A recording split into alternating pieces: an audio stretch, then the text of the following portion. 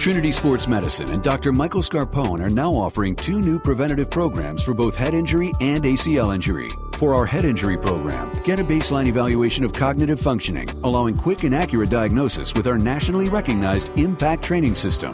Our ACL reduction and strengthening programs are geared to help educate and reduce likelihood of an ACL injury. Call 740-266-3866 for your concussion screening or an individualized ACL prevention program with Dr. Scarpone and staff. Good afternoon and welcome to week 3 of the Star Sportscast. Once again brought to you by Damon's Grill and Sports Bar. Here we are in beautiful downtown Damon's in Steubenville, talking about the 3rd week of high school football. And as Reno Sakach always says, it's the fastest 10 weeks of your life, and the man's not kidding. Here with Brent Sableski and Fred Younts, I'm Mike Matheson. We'll discuss the 9 games we're covering this week, and we'll start with the easiest and one of them all, Steubenville Big Red against Bishop Ryan Catholic. The fact you had to look up the names should be an indicator of what we're going to discuss. Yeah, it's going to be short and sweet. Do we pretty much agree with that? Canada's coming to town. Canada's not known for football.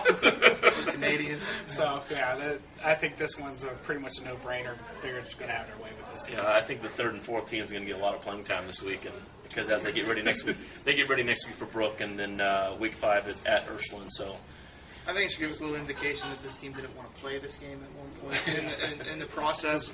But luckily, Big Red kept their slate clean, was able to bring them, and we'll get a nice game in and a nice scrimmage, as it were. It's really funny that everyone complains about Big Red not playing in the Ohio teams, yet this week 3 was open for a really long time. Yes. Nobody stepped up.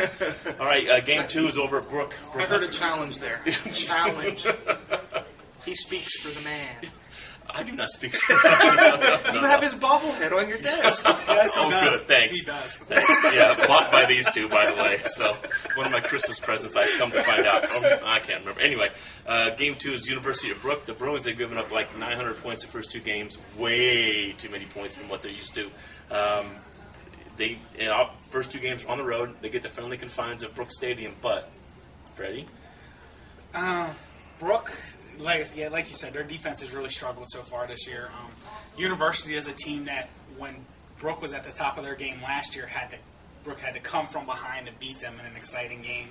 I think University is still up. Brook's going to have to shore up that defense, or it could be a long night. Yeah, this is definitely the fulcrum point for them already this season. It was last year, as Fred pointed out, but for differing reasons. This year, we'll see, as he smiles at me. He said fulcrum? Yeah, you don't like it? Wow, that's awesome. Pivot point? Would you like that one? No, I like fulcrum. That's Pivot, better. I don't know what that But means. it's completely different reasons. Coming in 0-2, this is game 3. You want to get back on the right track right off the bat. All right, game 3. This one's really interesting at Cuddawall Stadium Friday night. Oakland at 2-0 against Indian Creek at 1-1. Oakland's coming off a 69-6 whooping of Frontier, and Indian Creek's coming off 54-32 loss to Lindsley. And Lindsley has some solid athletes. I think really, really good playmakers. Now, we know the fact that Oakland likes to run the ball. That's no secret. And we have no secret that Indian Creek likes to run the ball. No secret whatsoever. So what's going to give, Sobo? For me, I have a completely different outlook on this game this week than I would have entering the season. For sure, because I didn't think Oakland would look this good, to be blatantly honest, and I thought Creek would have had a little better run at Lindsley last week. So the thing is, it's the matchup that Mike points out. It's the running game versus the running game, and Indian Creek's suffering from injuries as well. We don't know if players like Alex Young's going to be back, David Kemp. Just not sure on that regard. And those are key injuries to big-time players for the Redskins. Well, for me, this is, again, a huge questions-answer game for both teams, because Oakland came out, looked good in that Edison game, and then they played a less-than-competitive Frontier team that they pretty much just had their way with. Creek came out, had the nice win against Weir, a less-than-competitive team, and then struggled against the athletes that Lindsley threw on the field against them. Now they're going to have a completely different look in Oakland. Oakland's just going to line it up and try and put it down their throats. Well, that's where Indian Creek is strong. So, I mean, we're going to find out which team is truly for real coming up front this game. Creek's offensive line has not maybe performed as well as we may have thought they were going to, but I kind of expect them to put it together, so this should be fun to watch. It's one of those battle of the wills in the trenches type of game. Yeah, this is going to be really, really interesting because both teams obviously have playoff aspirations. And Who gets off the ball first? Yeah, this is just going to be a really good football game. All right, before we head to the next 4 games on Friday night, we're going to bring in Nick, who is Damon's food and beverage manager. he's going to give you a little heads about what's coming out this weekend. I think rumor has it Ohio State's playing again at home, playing against the mighty Toledo Rockets and former Big Red graduate. Come on in, Nick. Dwight Macon. Dwight Macon. And rumor has it there's going to be an Unhappy Valley. Unhappy Valley, do you think? Penn State? Never mind. Nick, what's going on, buddy? How are you? Hey, this is Nick here at Damon's. We'd like you to come in on Monday through Friday for express lunch between 11 and 3. We have such items such as meatloaf, chicken Italian, stuffed shells, a meatball hoagie, and tuna on a croissant for only $6.99 in choice of side. So come in here and join us here at Damon's, where we do more than just ribs. Thanks, Nick. But the ribs are good. Okay. It sticks to your ribs. Meatball sub. Did you say meatballs? I Okay, got stuck that's in. enough. Yeah. I just thought, I can cut off. That's why he's the boss. Food. Wait, okay, we're done. Okay, Friday night at Clark Hinkle Field, the Toronto Red Knights take on the Southern Local Indians. Toronto's coming off a big win against Bridgeport. People say, I still hear people call it an upset. Folks, that was not an upset. That was just a good football game. And I will admit, I was there for a little bit, and Toronto couldn't do much. I mean, they were down 14-7 and had a hard time on offensively because Mosty was out. But Rob King picks them off, goes 75. Then they throw a pass to Joey Chadwick for a score to win. This is a big, once again, it's only week 3, but this is a big game for the Red Knights. It's a fulcrum point, if you Oh, will. thank you. I guess that means I'll go and talk about Toronto. The concerns here is that offensively they haven't been able to really get on track yet. And this is surprising to us because we saw them late last year really put it all together and just churn out yards under Coach Meek. And they did a great job with it. Well, now it's becoming a little tougher, a little harder for them to really be able to move the football. So we're looking more as this as a defensive game, right, Fred? Oh, yeah. From what I understand, Southern Local has a very tough defense. They like to run the ball. They're not a high-scoring team either. This is going to be a good old-fashioned, grinded-out defensive battle from what I'm seeing. I am, like you, surprised. We thought that Toronto would be able to run the ball better this year, and with the explosiveness that Tony McGee has, that could still come to fruition. It's going to be tough this week against Southern. They have a really good defense. All right, Game 5 is Harrison Central going to Caldwell. Harrison Central's 1-1. They're going through a brutal week. The passing of one of their teammates, Jimmy Cameron, 15 years old. Just terrible, terrible situation. I talked to Coach Kropka Monday night, and that's something you don't prepare for as a coach. You don't prepare for as a parent. You don't prepare for as a teammate. You just don't prepare for stuff like that. I just kind of think that they're going to use this as a rallying cry to kind of use this emotion to a good thing and go 2-1 Friday night.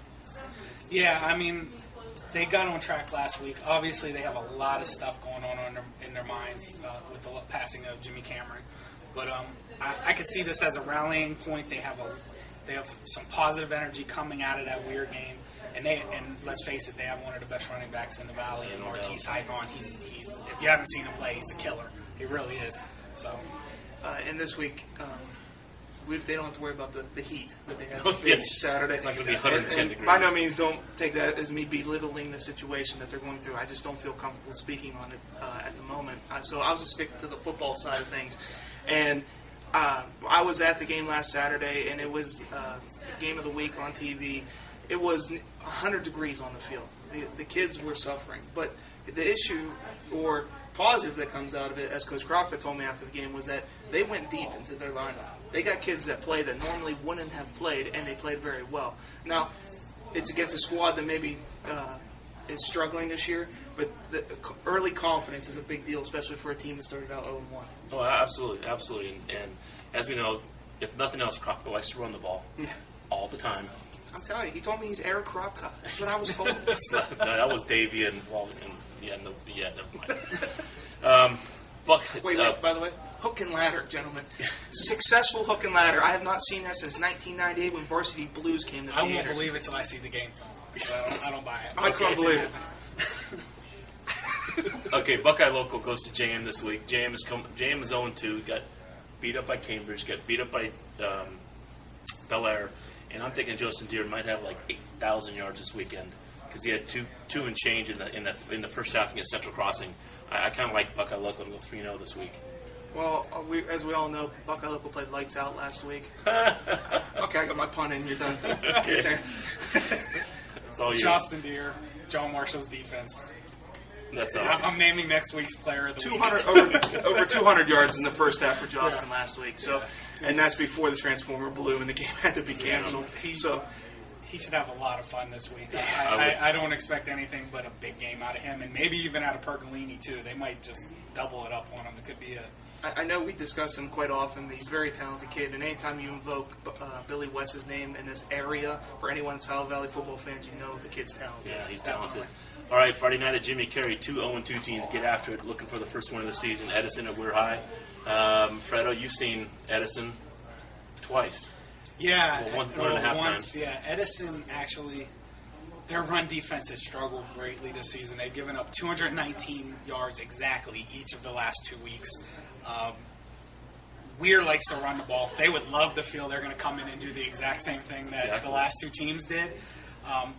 But at the same time, we got the spread offense of Edison. They've had a little bit of issues getting going, but I still feel like could be an explosive offense. So one of them's going to come out feeling a lot better about the season, and I honestly believe it's going to be the spread offense of Edison. And you look at Weir High; they're bringing in a new quarterback because William Larch is out for the season with a broken collarbone, and so they're not starting anew, but they're transitioning already mid-season, which hurts because a lot of their leadership has already been banged up or may not play this week, including Larch, the freshman starting quarterback, or Ryan Richard Mendenhall, or Andy Marshall. All three of these kids have issues medically that we don't know if they'll play. But then you get the 6'7" Harley Mills era begins at Weir behind center. So either we'll see if he can light it up, or if he's running, screaming for help. We're not. I still like Weir's offensive line. That's a solid. No, they are very tough in the trenches. They absolutely are. It's just not getting out to the skill positions at the moment. The guy to be that I kind. see as the key to Weir is Pyatt. Pyatt running behind that offensive line. He's impressed me more than anybody on Weir's team. He's hit some big plays, and if they can get him going against a less than sound Edison running game, it could be. They can make things interesting. I agree. All right, Saturday night, Catholic Central 1-1, coming off a loss to Madonna, takes on the Bel-Air Big Reds, and we're not sure about Bel-Air. They got beat by Williams Central week 1, beat up JM in week 2, so we're just not quite sure. You figure it's back on the turf, Catholic Central, where they can play a little bit quicker. I like Catholic Central in this. I mean, I think last week was a little bit of an awakening for their young team, but I kind of like them to bounce back. They could definitely bounce back this week. I expect a lot of throwing from both sides of the ball. Oh, they're going to throw the ball. Yeah, I think Central but in order for Central to throw the ball, they got to figure out how to pick up that blitz off the end. Madonna destroyed them with it. Destroyed them. They were in the backfield the entire game with that blitz off the end, and if they don't figure that out, Cole Bell ain't getting a pass off again, and they're going to struggle. But the struggles for Central began before that Madonna really started blitzing them. That's kind of when the game went downhill. They were just tight against the Madonna team, and Madonna's one of the perennial powers, as it were, in this area.